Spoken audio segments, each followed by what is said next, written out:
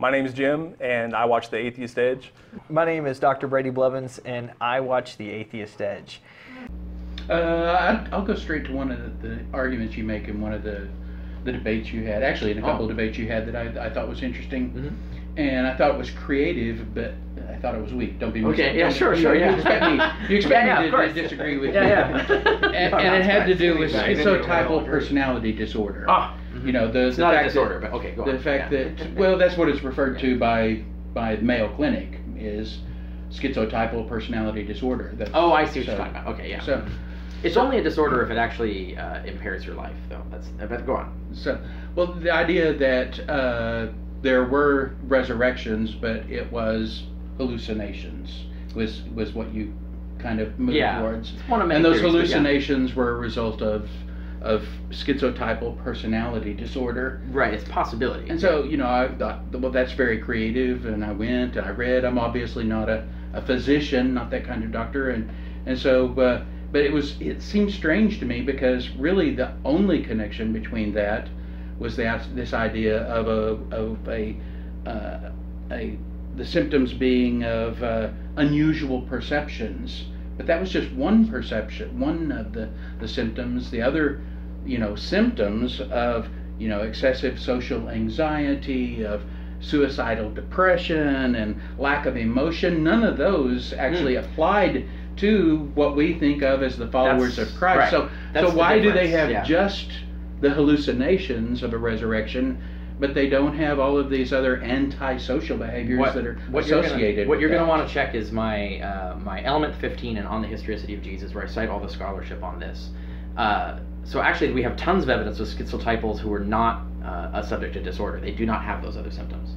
And in fact, they're super common outside of Western cultures, and they're super common in apocalyptic and revelatory cults.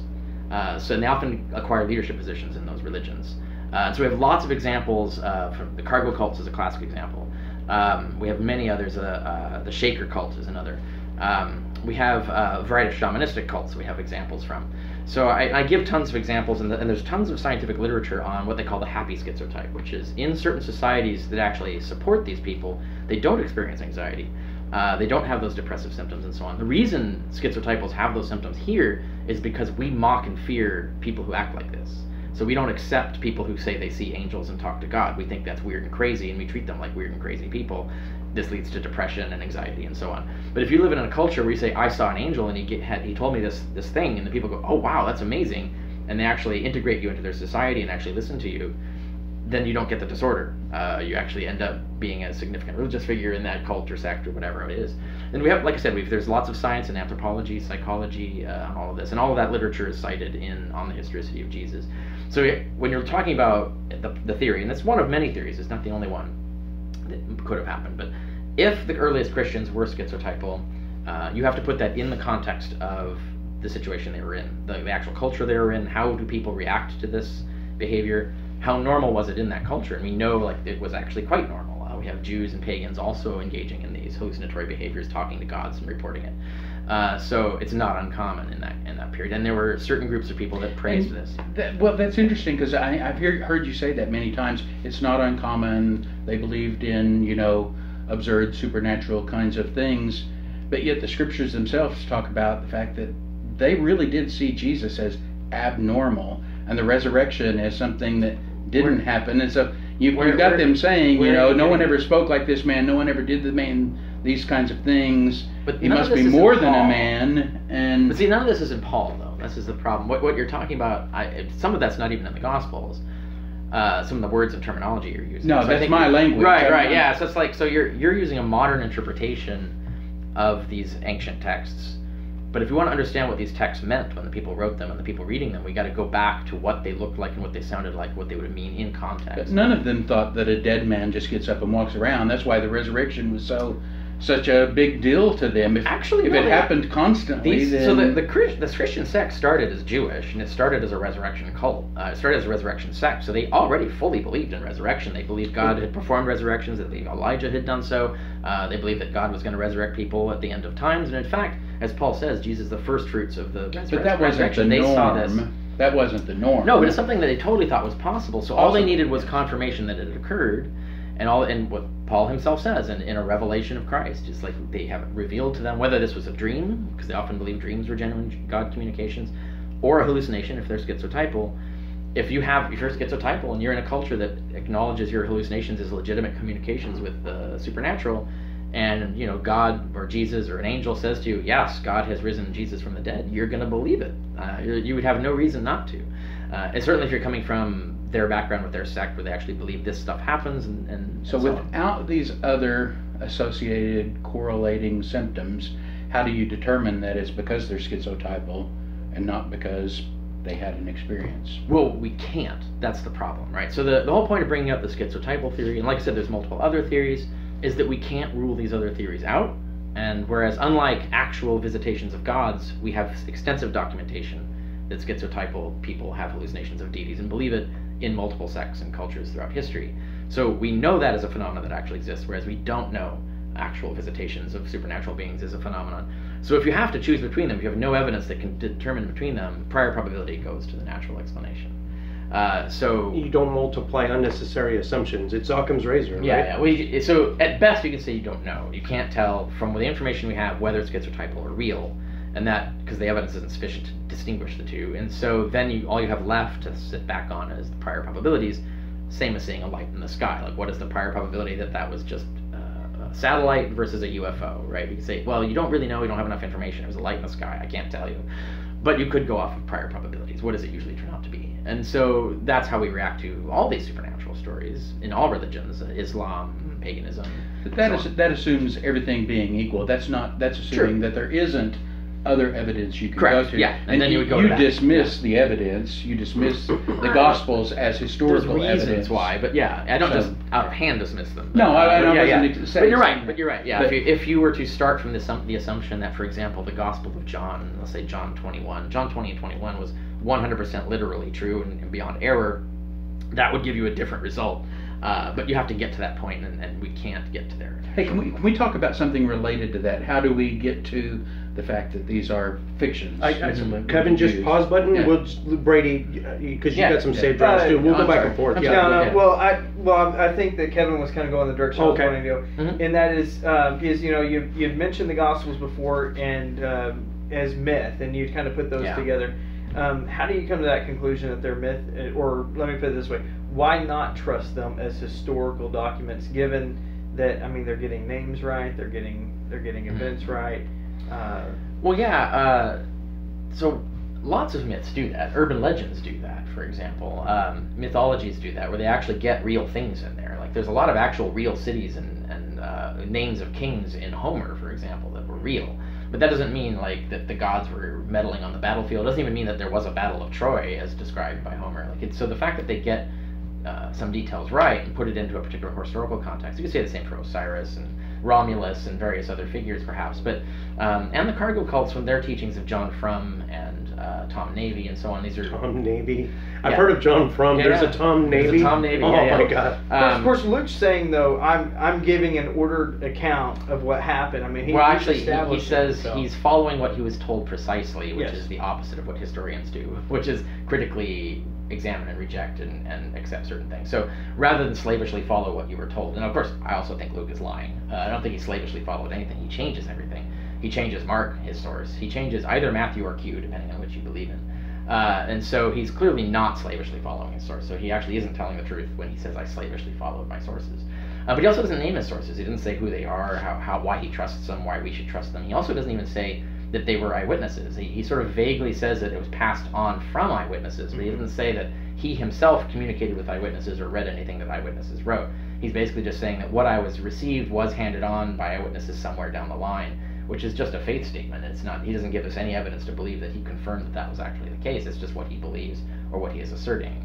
So Luke is actually not reliable in that sense. And when you start looking at how he changes the chronology from Paul, he has Paul already well known and living in Judea before he converts. When Paul says, I was unknown to anyone in Judea until many, many years after I converted. So there's lots of things that Luke is doing that clearly shows that he's rewriting history to sell. Wait, what do you sell mean? message. I just don't understand what you're saying. What? So about Paul not being well known versus Paul being well known. In Judea. So Paul himself in Galatians says, I was unknown by face to anyone in Judea, only by reputation, until many years after he converted. Acts has Paul already in Judea participating in the stoning of Stephen before he even converts several chapters later. So the idea but couldn't he have gotten that information? I mean, because you could take. Well, I mean, who's lying though? Is it Paul or Acts? Well, not necessarily lying, but just learning something new later. Yeah, because I mean, this is like your first time here in the area. No, Paul was their eyewitness. Like he says he wasn't there. Acts is the later author who's. Well, he's just saying they don't know me by face; they only know me by reputation. Yeah. Well, that's not saying that he's never been there before, though. By anyone in the churches, he was actually there at the stoning of Stephen, so there would have been other Christians present. So it's like But he wasn't a Christian yet at that point. No. But yeah, no. He means he was known by reputation as a persecutor of Christianity. So that's the thing is he wasn't even. Yeah. He says as a persecutor, he didn't have to be a. No, he was ravaging the churches in the diaspora. He wasn't even in Judea doing this stuff. And so for Acts seems like a contradiction. Yeah, for Acts to suddenly put Paul in Judea and have him appointed to go persecute Christians by the Jewish authorities in Judea, and then immediately his first mission, he's converted on the road to Damascus.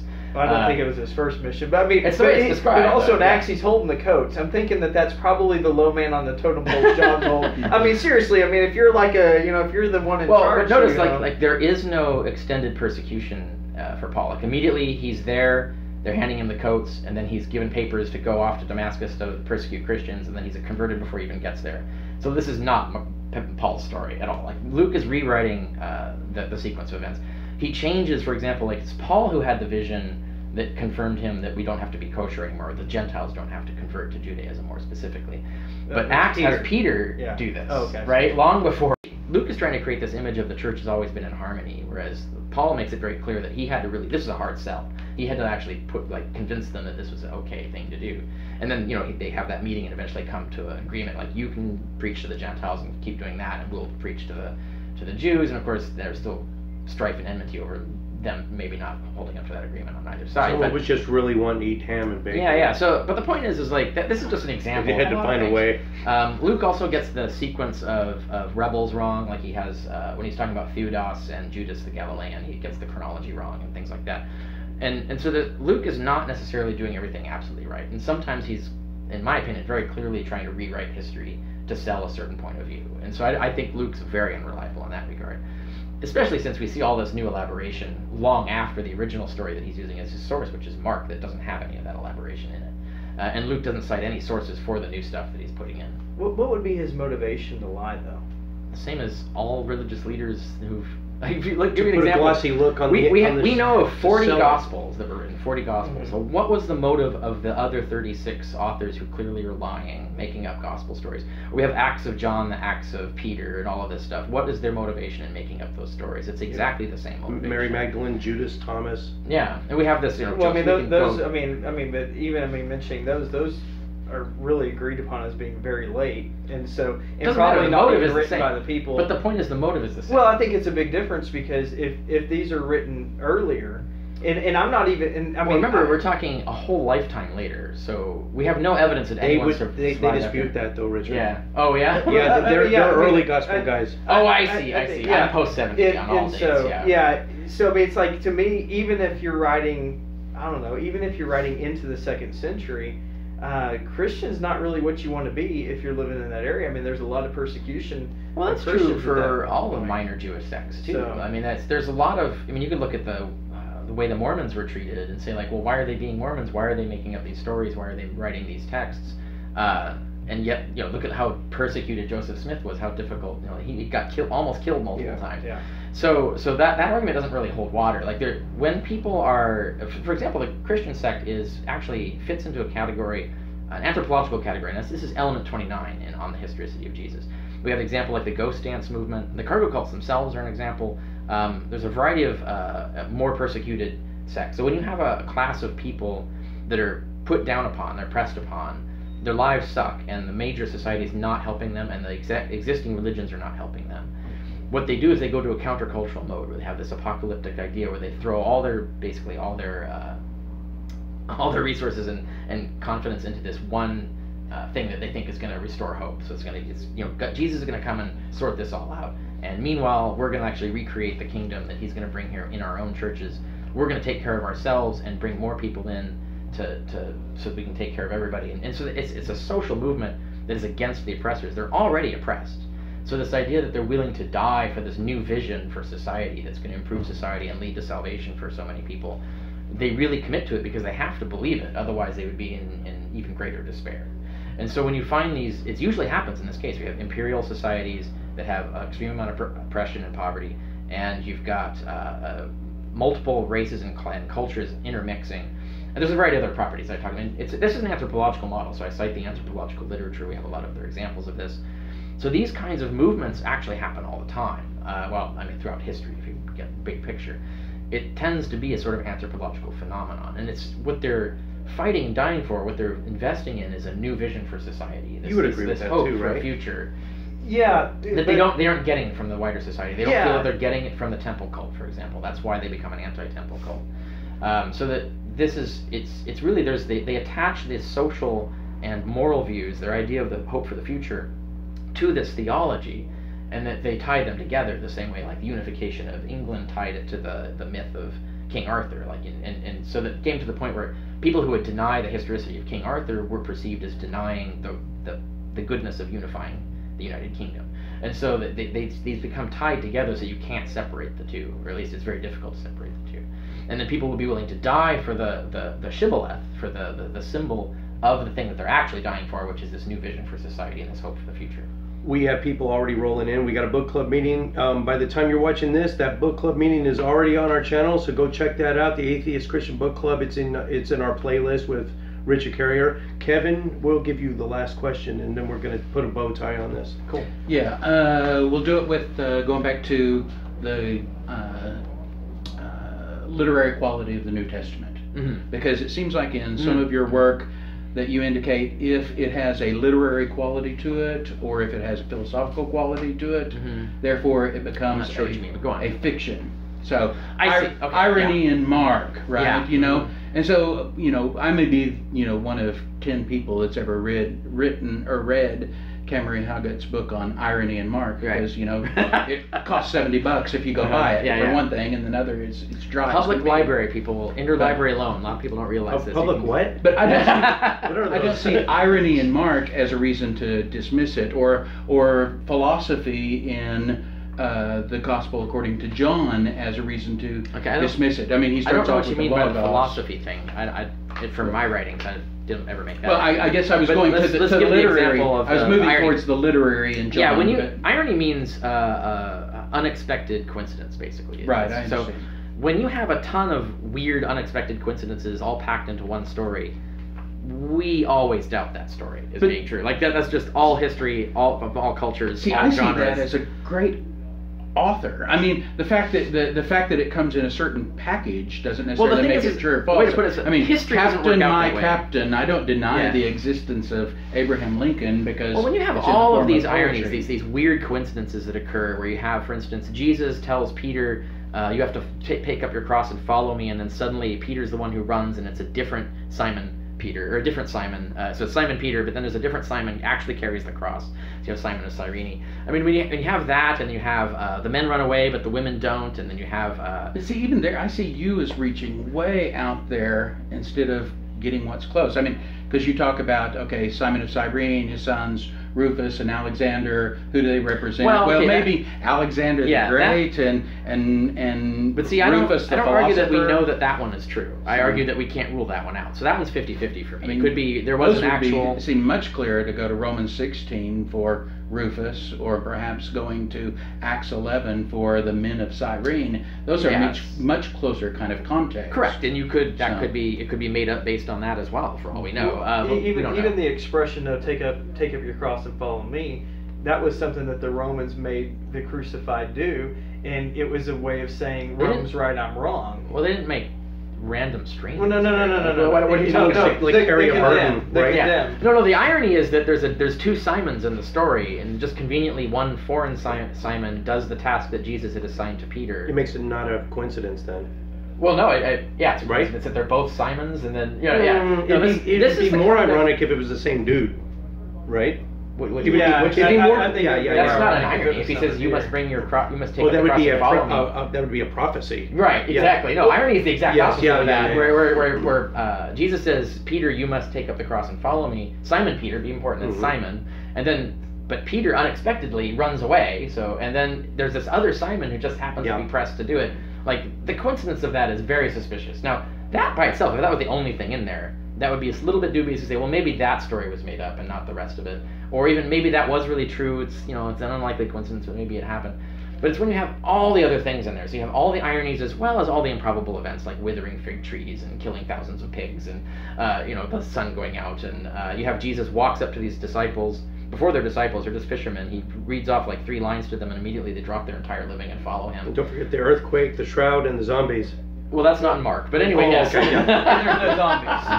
I mean the dead saints that crawl out of their semantics graves. there, but no, like when you add it all, it's when you add it all up that it becomes like this, and then also the literary structure too. So like the multiple 3, there's pairs of 3 in the structure of Mark that's very elaborate, where he's having Jesus move around in this very elaborate architecture of narrative that does not happen in history, but it does happen in fiction. And in myth. So it's when you put all of it together that you start to realize that, okay, we can't. I know we got to end, but let me do a follow-up question if I can. So would you say, based upon what we've talked about here in terms of the nature of the scriptures and evidence, that ultimately your larger worldview hinges upon one issue, the reliability of the Gospels? Or the worldview you have regarding religious Christian material. It relies on the fact that no document like the Gospels can be trusted in that way. I mean, nowhere in history is that ever the case. Does it bother you, and we know that truth isn't determined based upon consensus or by majority vote, but does it bother you to know that you're in the minority, that the overwhelming number of scholars really do look at those as historical text? Well, actually, the overwhelming majority of scholars regard the Gospels as mostly myth, and that they think there's only some history you can extract or just the bare fact that Jesus existed. So if you want to talk about the argument from mainstream scholarship, we don't get the Christian worldview out of it. All we get is there was some Jesus, and then these legends and myths got piled on top of him. That's the mainstream, whitest consensus view, that you would be in the minority in that case, if we're going to talk about, if that's how we should decide where we are. I think the status of Jesus is the same now. I think that's an assertion that's not true. I think the majority of scholars look at the New Testament documents as historical. I didn't say inerrant. Right, yeah. No, but they look at them as historical documents. Minus the supernatural phenomenon, right? Exactly. So, but that gets rid of the resurrection. That gets rid of like everything that the worldview is founded on. So, but you really don't look at them at all as historical. You look at like the 5 Gospels, when the Jesus Seminar, the Western Institute, like very, very few passages in there, the sayings of Jesus are read.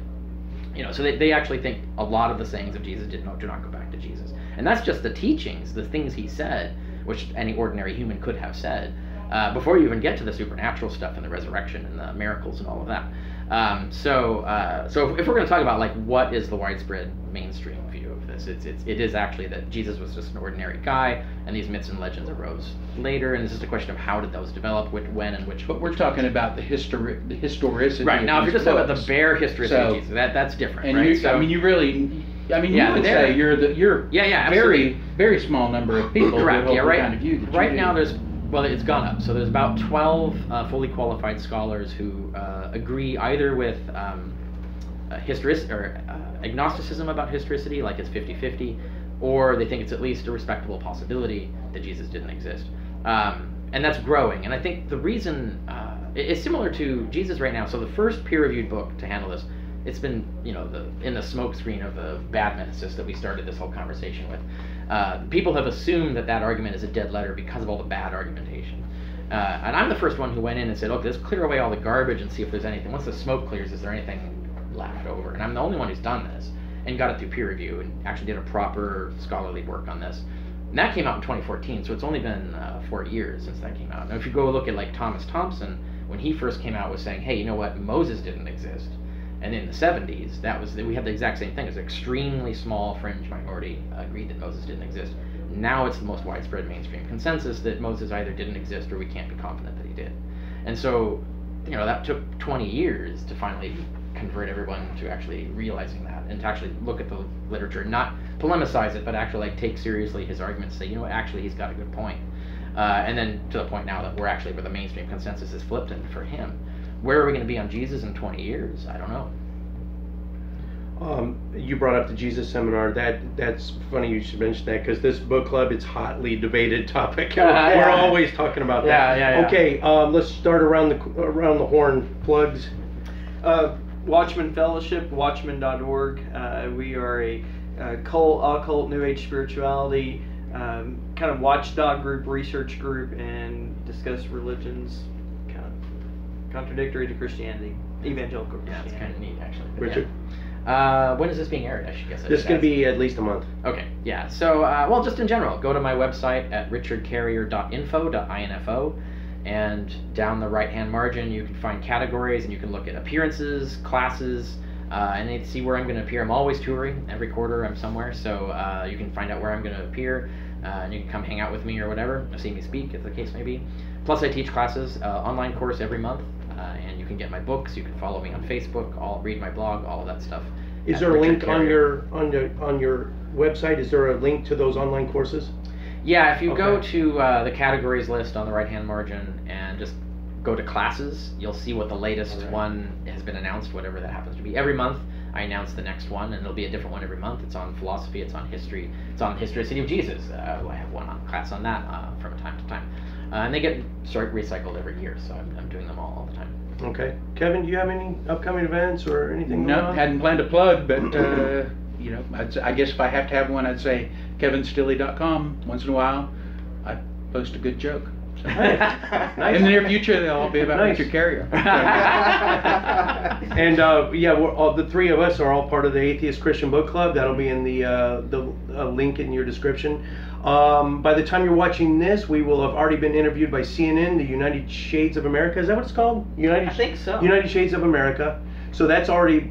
I'm probably not going to be able to put it on our channel. There's probably some copyright issues. Go to CNN and just look up the episode on megachurches and separation of church and state, and you're going to see members of Atheist Edge on there. I'm still trying to get that interview with Glenn Beck. Hope cross our fingers for January, and the Blaze. So I'm talking to the public relations people now, and that is it. Thank you guys for watching.